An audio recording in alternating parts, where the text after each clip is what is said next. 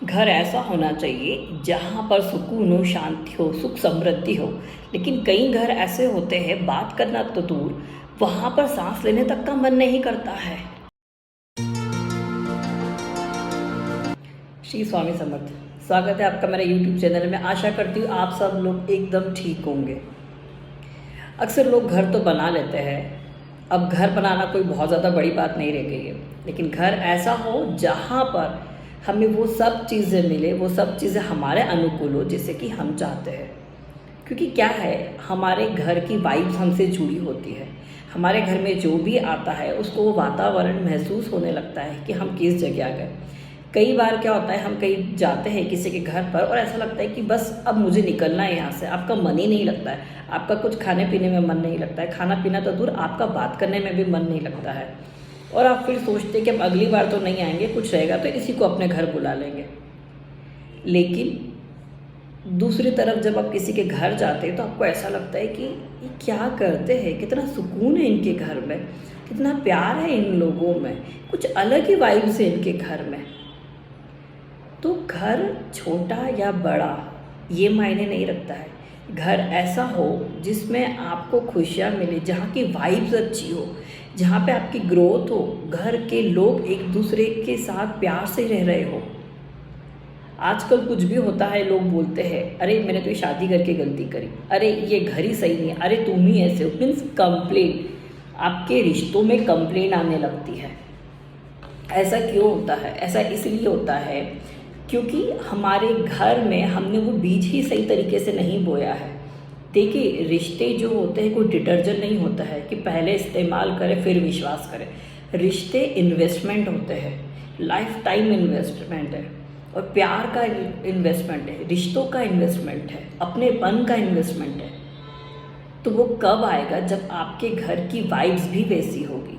आपको तो एफर्ट्स डालने हैं, जितने आपके घर में लोग रह रहे हैं उनका तो मायने रखता ही है। एक दूसरे के साथ मिलजुल के रहना, प्यार से रहना, आपके घर में आपकी ग्रोथ हो, ये सब चीज़ें डिपेंड करती हैं कब? जब आपके घर की वाइब्स वैसी होगी।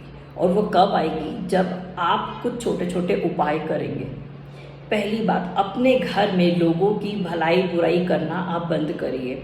वो ऐसा है, वो ऐसी है, जो जैसा है इस प्रकृति का पार्ट है, हमें उसको स्वीकार करना है। हमें ये करना है कि पहले तो जो जैसा है उसको स्वीकार करना है।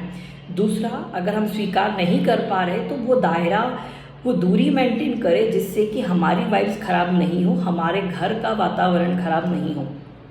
तीसरा, हमें रोज़ सुबह शाम समय से अपने घर में दिया बत्ती करनी है। जो हमारे इष्ट है, जो हमारे कुल देवी देवता है, उनको नैवेद्य लगाना है, उनकी आराधना करनी है। चौथा, जो भी हमारे घर आ रहे हैं हमें लोगों को देव स्वरूप पूजना है, देवी स्वरूप पूजना है। उनके पीठ पीछे जाते ही उनकी बुराई नहीं चालू कर देना है कि अरे वो तो ऐसी है, वो तो वैसी। वो जैसा भी है इस प्रकृति का पार्ट है, ऊपर वाले की रचना है। हमें किसी की भलाई बुराई करके हमारे घर की वाइब्स खराब नहीं करना है। इससे हमारी तरक्की में भी बाधाएं आने लगती है, क्योंकि आपने तो नेगेटिविटी दे दी, वो फिर उसी वातावरण में घूमती रहती है और उसका प्रभाव हमारे सब पर पड़ने लगता है।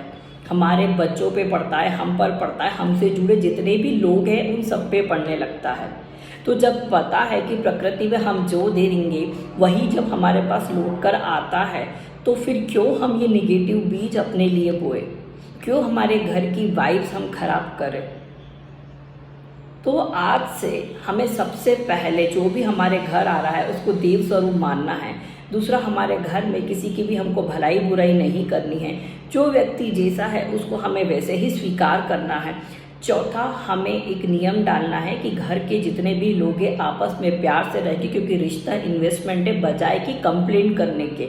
जब आप ये सब छोटे छोटे चीज़ें करना चालू करेंगे, देखिए आपको अपने ही घर में इतना अच्छा लगेगा, आपको कहीं और जाने का मन ही नहीं होगा। और जो भी आएगा वो अपने आप बोलेगा कि यार क्या वाइब्स है, क्या करते हो, ऐसा लग रहा है जैसे स्वर्ग में आ गए। तो आज के लिए इतना ही।